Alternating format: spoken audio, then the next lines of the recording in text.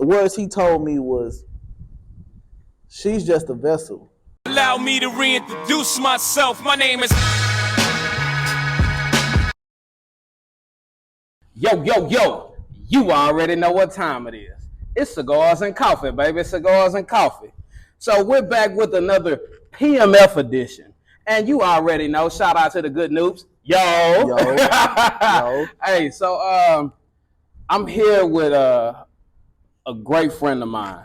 Yes, sir. Thristle Gibson. What's going down with you, brother? You doing all right? Yes, sir. Happy to be here. Happy to be here. I appreciate you for joining me today.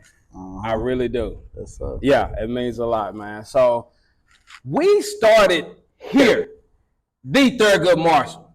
Yes, sir. Right there on that field. Right there on that baseball field right behind us. Yes, sir. Man, when did you start playing baseball? I started off at Southeast Little League at the age of 5 playing T-ball in the little free league in the hood, man. Wow. My cousin Terrence introduced me to the game. Okay. And I fell in love with it after that. I hear you. So I was about 5 years old, yeah. Then we moved over to Mo City. Played at Stay Mo for the rest of my time. Yeah. So we played that together then. Yeah, Stay Mo. Got a few all-star teams in my time. Yeah. If you know, you know. If you know, you know. You know, That's it. And a lot of greats came through Stay Mo. Yeah, absolutely. A lot of greats. Absolutely. Wow. Yeah. Wow. Then I ended up here at good old Marshall. Oh, Thurgood Marshall. Good old so Thurgood. You graduate 08, right? Yes, 08, class 08. You graduate 08, and what do you do after you leave Marshall? I go to Sam Houston State University. Okay. Cool. I majored in psychology.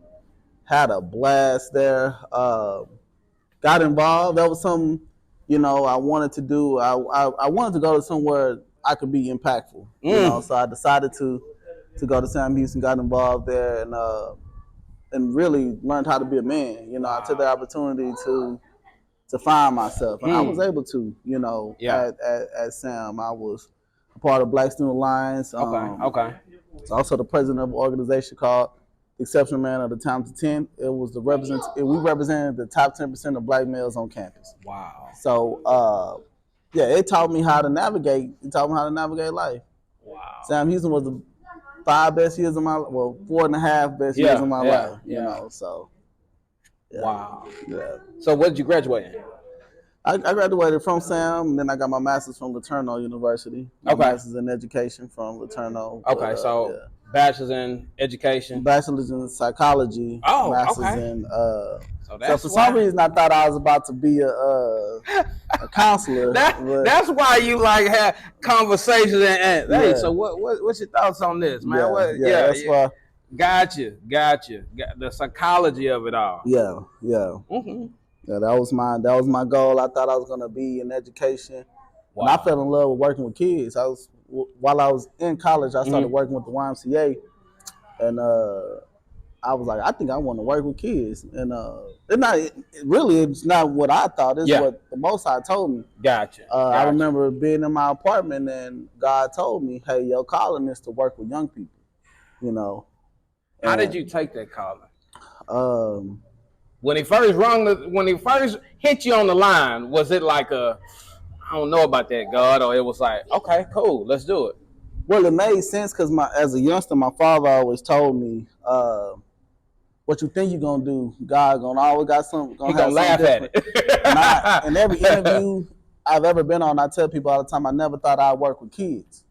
And in high school, because I wasn't the most bad. I wasn't a bad kid, but when in that classroom, I was gonna be the one cracking jokes. Gonna crack some jokes. So I had a smart mind. Yeah. You would have asked me in high school, if I would have been a teacher, in education, I would have said no. Wow. And so when I got to college and started working with the Y, and God spoke that to me, I was like, okay, that makes a lot of sense. Yeah. And I ran with it. I was like, cool, let's go. I ain't looked back since. I love it. I love working with the young people. In between that time, when do you meet your lovely wife? My sister. I met my wife Kristen in college at Sam Houston. The year was make sure I get this year right. Look. Spring 2010. There we go. Okay. Gotta get the years right. I knew of her. Mm-hmm. You know, few guys thought she was cute. We talk about it in the circle. Yeah. And Kristen had a nice name on campus. That's she was important. very active. That's important. We didn't like each other at first. I tell the story all the time, man. We didn't care for each other. Really? I used to think she was doing too much. Oh, she was doing too much. Yeah, she thought I was on every committee. And she thought I was an a-hole. She would try to present an idea, I shut it down. Nah, that ain't gonna work. Just to let her know, hey, like chill out. So yeah, we ended up having to work on a project together. Mm-hmm. And the first time she hung out with me outside of that project. Yeah. I went to my roommate who passed, rest in peace, Marquise. I went to him. Sorry to hear that. And when she left, I told him, I said, hey, I don't know how, I don't know when, but I'm gonna marry that girl. This was 2010. Right then, she hung out one time. I was like, I'm gonna marry her one day. That's my wife, you know. Wow. Before that, we hated each other. Like, wow. You know, we broke the ice and started. I'm like, she ain't that bad. And she hung out with me one time. Yeah. I was like, yeah, I'm gonna marry her. And granted, we didn't start dating until 2013. But yeah. I knew I had found my wife that day. You know. Gotcha. Wow. So, you know, saying, man, find a wife, find a good thing. That's what the Bible say. Yeah. What the Bible say. That's what the word says. So, wow. And I held on to it. You know, you know, I still dated other people and did different things because she made it tough on you, boy. But when it's for you, you know, God ain't gonna make it easy. So, I prayed about it constantly. The great things are never easy, right? It's never easy, man. It's never easy. I feel like he has to test you, or he will put things in your way to see how bad do you really want this. Yep, he does. You know, he does. So funny story with that. You know, chasing her, doing the chase thing. You know, I remember inviting her to a ball that we were having in Huntsville. I had graduated. I asked her to be my date. Okay. She's like, nah. I was like, listen, I'll buy you a dress. I'll buy you a little dress. You know, I'm out making money now. I'll buy you a little dress to wear to the ball, get your nails done. Yeah. Pull up to the ball with me. She's like, nah. And it aggravated. And I was like, man, I'm buying your dress. Wow. Like I'm willing to do all this for you. Yeah. You know, but then she got mad when I pulled up to Huntsville and didn't say anything. So I knew she wanted your boy, but when I was up there, he knew that. I knew it. He knew that. But that night, after that ball and all that stuff, I prayed. I said, God, it's in your hands. I'm tired. That's it. I'm not gonna chase her. Right. You told me this is my wife. When you ready when you think I'm ready, yeah, you gonna give it to me. About 2 weeks later, she showed up to Christmas Eve at my mama's house. 2 weeks later? About 2 weeks later, Christmas Eve at my mama's house, and gelled perfectly with my family. Was playing musical chairs. I got a big family, so we had musical chairs there. We had food and drinks, and she had a good time. I walked out of the house and told her, I ain't letting you go. You done met my family. Like, this is it. And we've been here now, you know. So it's 10 years and we've been together. So you know, it's funny you say jailed with the family. I actually met my wife. I tell people all the time, God just dropped her off at my front door. Yeah. I came home after my freshman year of college, and me and the family, we always have game nights and things like that. And at the time, she was dating my dad's best friend, which I call my uncle, Curtis Gibbs. Shout out to Curtis, the matchmaker. And he was dating her mom at the time. Yeah. And they came over for family game night. And in walks this beautiful woman. And I look back after she walked in the door. I'm like, and what you gonna do, nephew? And it's funny because, you know, the twins, Dominique and Dante Armstrong, played baseball at Marshall as well. Shout out to them. Shout out to the twins. My little brother from across the street. so after I took them home that night, I said, "Hey, bro, I'm gonna get her, dog." Yeah. So it was. I didn't have marriage in my sights at that time because she was older, and you know. But I'm like, hey, I'm gonna get her. Yeah. Nah, you can't get her. She grown. She not ready to graduate from college. Hey, I don't care what you're talking about right now. When it's on your heart, it's on your heart, it's though. On your heart, it's on your heart. Yeah. y'all start your relationship. How does it transform into marriage? What goes on? Well, like I told you, I knew she was gonna be my wife. So one thing I'm big on marriage, and one thing I told her from the jump we were dating, I said we don't take breaks. Ooh. We set the tone. We gonna do this. You know, we gonna do it. We gonna do it. That's it. So we gonna show people how to navigate through tough times. Yeah. You know? You can be mad at me, but ain't no we ain't gonna take no time off. Nah. We ain't gonna go to sleep regular. We ain't doing none of that. Marriage is a bond. You know. That's it. So we gonna start.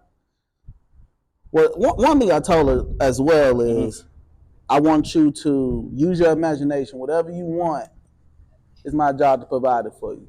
You know, you want the house. You told her use your imagination. Use your imagination. We were sitting at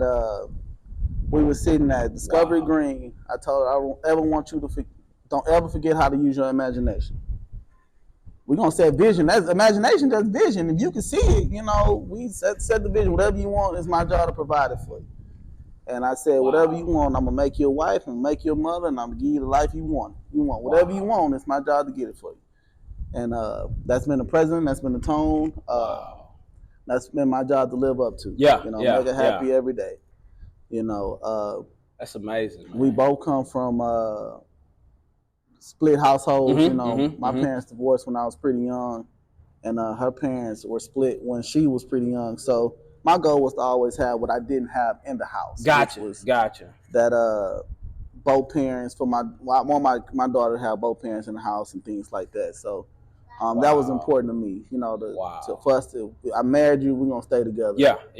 Through thick and thin, sickness and health, whatever. I'm here. Gotcha. I'm down the ride. Gotcha. That's where we are right now, sir. Wow. Dude, use your imagination. That's a good one. So you marry this girl. Yep. Take me along the journey of marriage life, because we both happily married. Yeah. Give me the journey. Give me some of the struggles, some of the good, the peaks and the valleys. Yeah. So the peak, one of the biggest peaks is you know, you hitting milestones with a person. They here to see the setbacks and all those things. You got that person that's rooting for you, that's always in your corner. That's the beautiful part about it. Like, this is your person. Yeah. Like her, everything else. You know what I mean? Yeah, so that's the beauty of it. Having that person that no matter what, right or wrong, thick or thin, they on your side. So that's the easy part, the fun part. But the in the low moments, having that person as well is very important when you're going through and you need that shoulder to cry on. You need that person to talk to. Yeah. When y'all broke, you be broke together and you come out together, you got that person with you, and it's just you and her at the end of the day. That's a beautiful thing. Now, marriage is hard, you know, as well as I do. And I'm not. It ain't always sweet, It ain't always sweet. I mean, life throws you obstacles, and the devil try to get in the way. You just being able to navigate it and being strong enough to get through this stuff is very important, man. It's a beautiful thing when you're able to get through things together. Yeah. You guys went through a test that I can say is a true testament to you guys' faith, and it lives up to everything that you asked her when y'all got together. As give me your imagine it, and I'm gonna get it for you. And in that moment, you don't know, but you showed me, like, that dude right there. That's a true man. It's a true husband. Appreciate it. Yeah. So if you want to go into some of it, man. And I will. And so I'm gonna take, before I go in that, I'm gonna take a step back. All right. So I mentioned that I played baseball at Stamo. Yep. I also played football for the Southwest Steers. Right. And it's all gonna make sense. It deals with purpose. Gotcha. When I got to high school. Well, when I was 11 years old, I had found out I had a heart condition. I didn't know that. So I could only play baseball. I was a fool on the football field. Anybody know that? Anybody that played for the Southwest Steelers, you know. I know your attitude when it comes to competitive sports, Yeah, so I could only imagine. Baseball was actually my second sport. Football was the first love. Gotcha. But I ended up with a heart condition, and every 2 weeks I would be at. I spent several days in the hospital, but every 2 weeks I was at the doctor. You know, I had standing doctor visits, trying to figure out what's going on. I seen doctors in New York. Yeah. People flew in from France to holler at me. I had a originated disease called Little's, and that my mama, shout out to my mama, she helped discover, because the doctors at first were saying, oh, he just a black kid. Black kids have hypertension. Black kids have, you know, heart problems and stuff like that. So she, but she didn't settle for that. She was like, nah, not my son. I was playing sports. You know, every Saturday we was doing something. But when I was younger, I would say, God, why me? You know, what did I do? You know, how did I get in this position? You know what I mean? So with that, fast forward, he tell me who my wife gonna be, right? My wife has my daughter. My wife gets she goes to heart failure at the birth of my daughter. For me, boom, I tell her, this is how I know you're supposed to be my wife. I have a heart condition and you have heart failure. So you can't say I don't know what you're going through. I done been through it. Wow. You know, so I'm able to nurture and guide her through what she's going through at the moment. So she ended up having to have open heart surgery. They have to fix a valve in her heart. Then I'm talking about 2 years in our marriage. We early in the marriage, they have to go in and fix it. And this is after the baby is born? This is after the baby. So we had my daughter Morgan in January, and Kristen had that surgery in the summertime in like June. Wow. So we a year into marriage, a year going on 2 in the marriage, and it started early. That's why I said there's some peaks. We went through it, and I just remember when I asked her mom for her hand in marriage, I told her I had a daughter. We was gonna get through it. One thing I was big on, every doctor that ever seen her was, hey, you believe in God? If you believe in God, I believe in you. We're gonna fix it. Make sure these hands are blessed. Yeah, make sure these hands and so she had her first, well, they did a minimum invasive surgery where they went into the side. The guy that actually invented this particular procedure, he actually did the surgery on her. So she was in some blessed hands. Before he went in, I prayed over him. You know, and so they were able to fix it. They were able to save her. And everything was going good. We were going good. We was doing fine. We fast forward to March of this past March of 2022. It was actually April of 2022. She went to the hospital again. And she had 2 of her heart valves rupture. And I remember sitting there watching her aunt help put the ventilator in her. And I just remember talking to her and telling her, hey, you better come out of this. Don't leave me here by myself, man. Don't leave me here. She only had a 10% of surviving that, you know. And the doctors told me that if you said she had 10% chance, I asked a cardiologist recently, you know, like how often do people make it through what she made it through? Like, he told me, had it been anybody else in the emergency room that day, they would have told us there was nothing they could do. But the guy that was there was used to working with her. He had seen her before. He was like, no, we're going to take a chance. And they were able to save her. You know, she was on, she spent 77 days in the hospital. She was on life support. But when I tell you we pray, when I tell you we were some praying people, God showed up and showed out. I didn't hide what I was going through. I wanted people praying for her. I believe in prayer. We did prayer calls at 9:00 every day. Kristen Strong. Kristen Strong, that was the hashtag. Got some shirts made, man.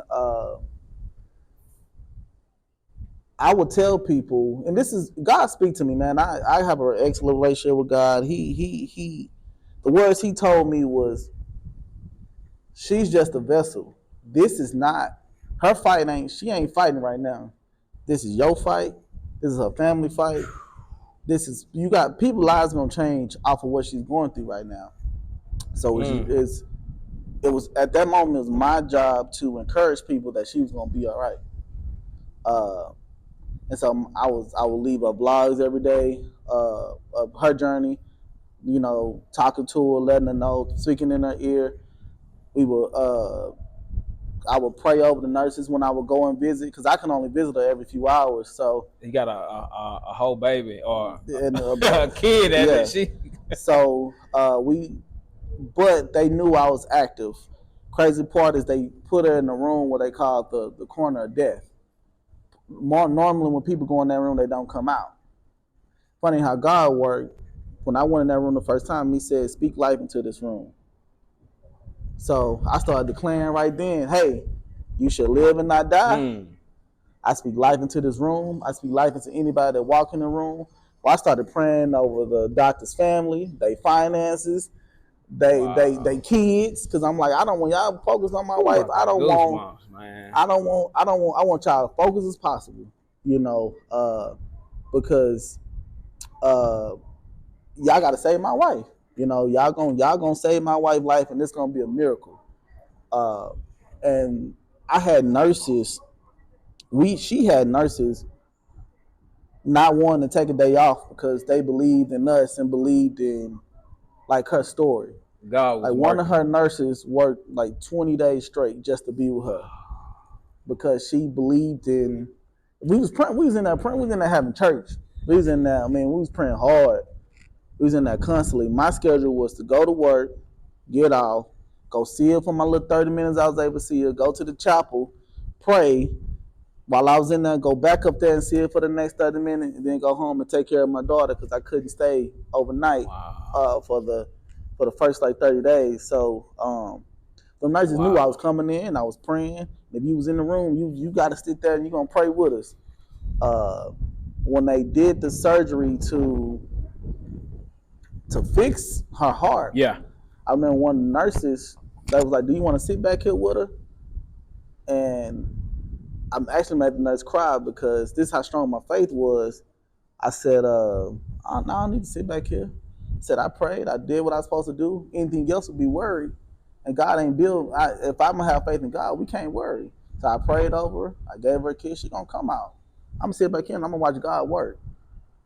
Came out of that surgery. And it was a risky surgery. That was the part that was like she was either going to live. It was a 10% chance she was going to make it out of that particular thing that they needed to do. That's how strong your faith was. That's how strong. I told her, I don't even need to, don't go on the, you believe in God, right? I believe in you. You got this. I done prayed over you. This is me talking to the doctor. I done prayed over you, your wife, your kids, everything. You got this. Go handle your business, big dog. Sat in that lobby till she was done. And she made it out. And it taught a lot of people about faith. It taught a lot of people about faith. And I knew how God worked because he did it for me. Way back when I was 11 years old, my heart condition, he helped me, so it helped her. My purpose was I was destined to marry her, so we can fight through this together.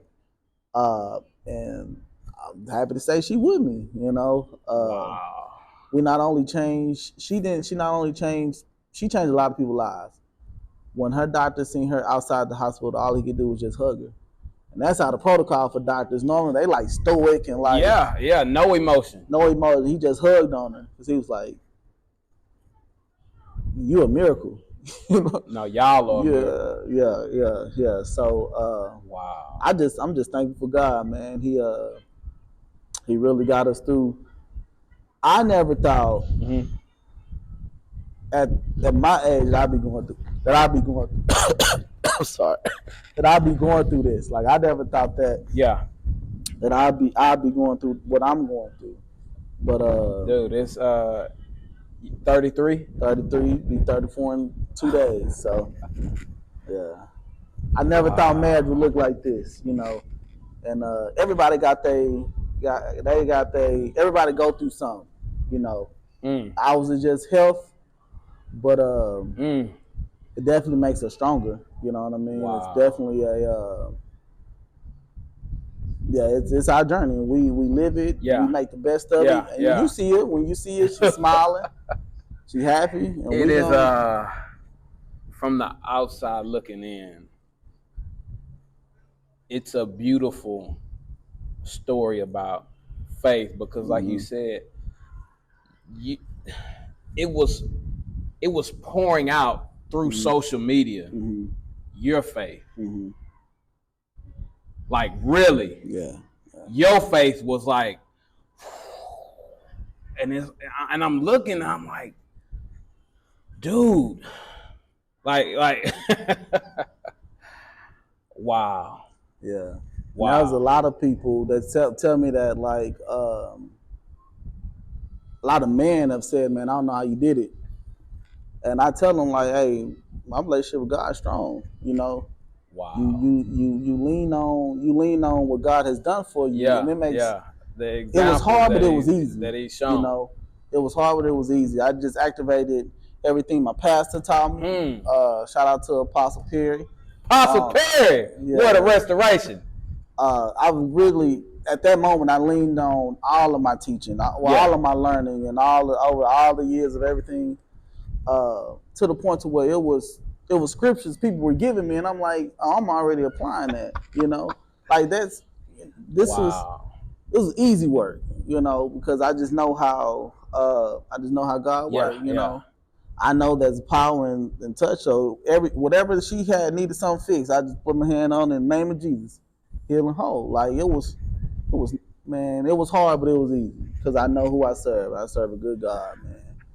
I was able to minister to other families while she was in there. There were other families that were going through things. And I sit in that lobby and I talk to them. You know, there's everybody in there going through. I remember there was a lady that she was from Lubbock, and her husband, she was just sitting there crying, and she was like, I don't think he's gonna make it out of this one. And I went over there. She's an older lady. I mean, she had to be in her early 70s. And I was talking to a white lady, and you never thought me and her be even holding a conversation. And I told her, I said, she was by herself, and I was like, you okay? You know, my husband, he's not responding. I just don't think he's gonna make it. I drove out here by myself from Lubbock because I needed to get him to the medical center. Long drive. And I told her, I said, well, do you mind if I pray for you? And we prayed, and I told her, I said, my sign, when your husband make it, because your husband gonna make it, it's gonna be God's guarantee to me that my wife's gonna make it. Amen. Prayed for her. I didn't see her for about a week. I ran into her on an elevator. I said, you still here? And she gave me this hug. She said, he made it. He made it. He made it. Like the day after we prayed, he woke up. You know, he made it out. And I was on my way to go pray. We seen each other on the elevator because I was about to go pray, you know. I was praying in a little chapel right there in St. Luke's Hospital. And I was like, that's my confirmation. So I knew I was lit. Like, all right, God, we cooking, you know. So that was my journey. It was an experience, but I'm happy to have my wife with me today. You know, I love her, you know, and we happy. I'm just happy to have her. I'm just happy to have her, man. That was a journey, but we got through it. Wow. So you say a journey brings me to the next topic. I see this hat you got on. Yes, sir. You reached out to me. May have been after I made a post or something, and you told me, "Hey, man, I'm gonna be a brother of Kappa Alpha Psi." And I said, "For real?" Yep. Say less. As we're going through this journey into the bond, it always pays to know people. Always pays to have a good name behind you. And the funny story is, I didn't even have to. Hey, he good. Hey, he good. Hey, this my guy. Hey, this.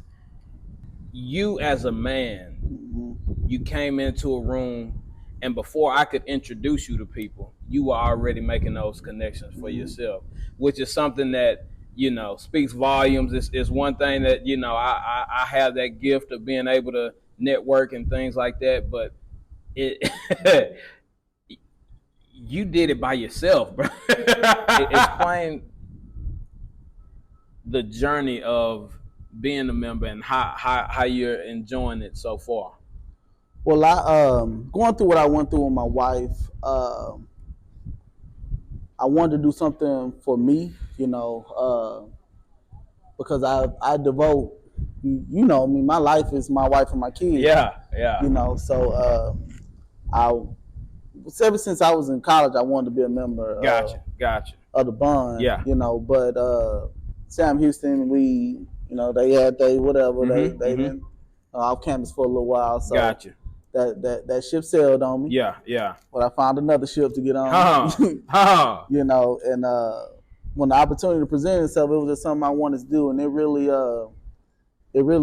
helped me. What I was going through in life, pledging was easy based on Gotcha. the day to day. And when Gotcha. people ask me how was it, I say, man, I've been pledging life forever. Wow. This past year, I was pledging faith. Wow. I was going through faith and doing these things. So it was time to really pledge again.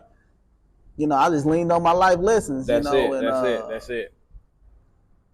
And it's gonna sound crazy, but at times I miss it. Because I don't miss all of it. I miss some parts. Yeah. But it gave me an opportunity to step away from being that caretaker. Yeah, of course. Just doing something for me, being able to kick it with a bunch of like-minded men and things like that.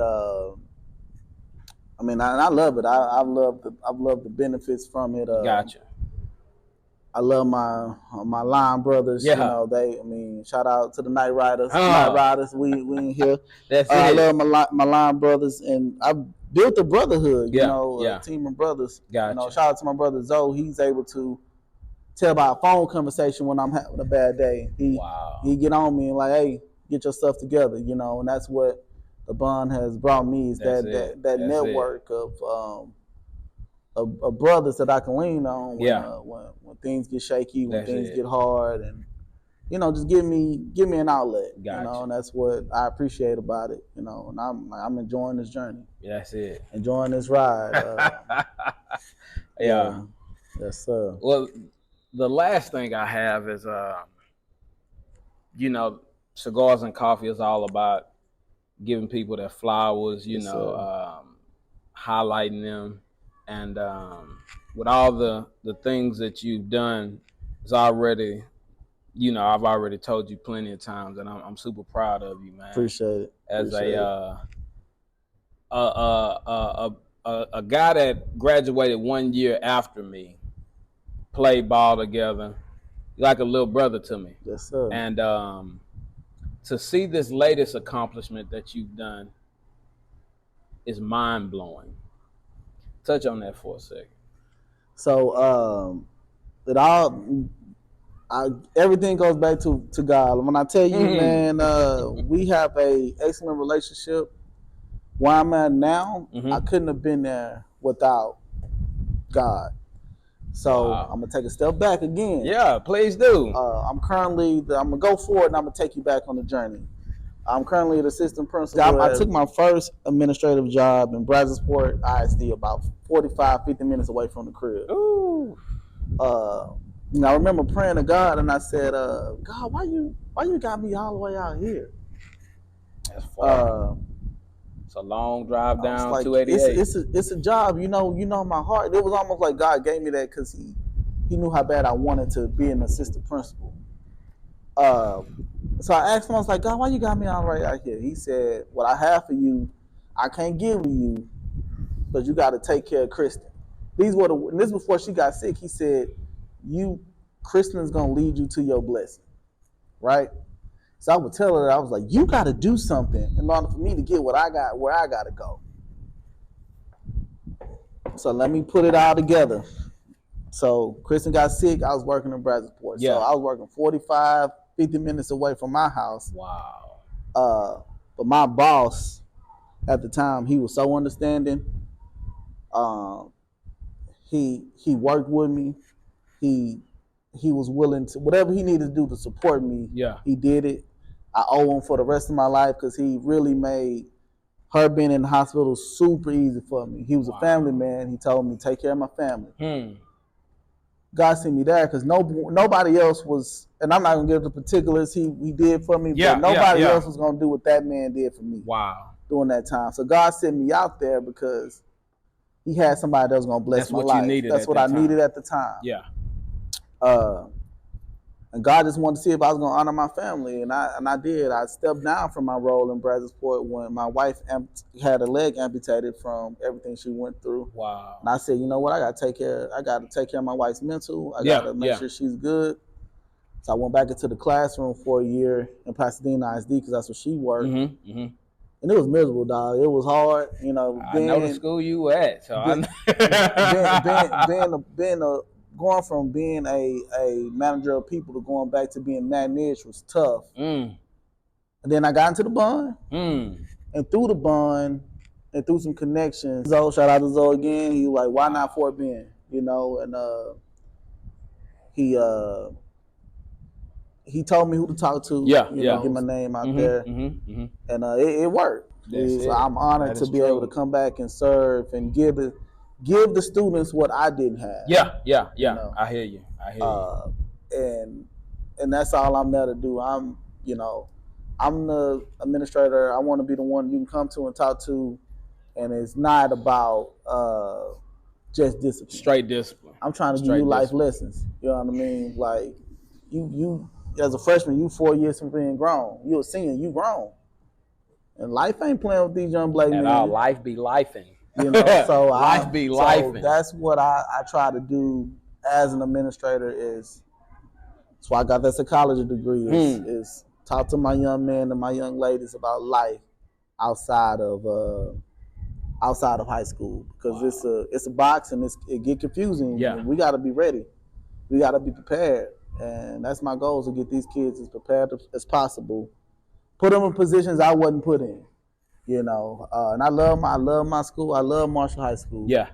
Knowing what I know now, I could have learned so much more. And I'm gonna give these students that same opportunity. Yeah. Well, that opportunity I didn't have. Gotcha. You know, to grow. Wow. And what I'm able to connect because we from the same part of town. We from the Mo, baby. We from the same part of town. Yeah. I know it's changed, but it's still Mo City. That's it. You know, so ain't nothing you can tell me. Wow. You know, so I mean that's why I'm here, and hopefully I get my opportunity to come back, maybe be the principal of Marshall. You know, you heard it here first. You heard ain't no shame in my game. I know what home is, and that'll be that happened. That'll be full circle. Wow. Wow. Well, man, I just want to tell you, I love you, brother. Love you too, dog. Hey, appreciate you for joining me today. It's D McKnight. It's my brother, Thristle Gibson. Cigars and Coffee. Y'all be blessed. Peace.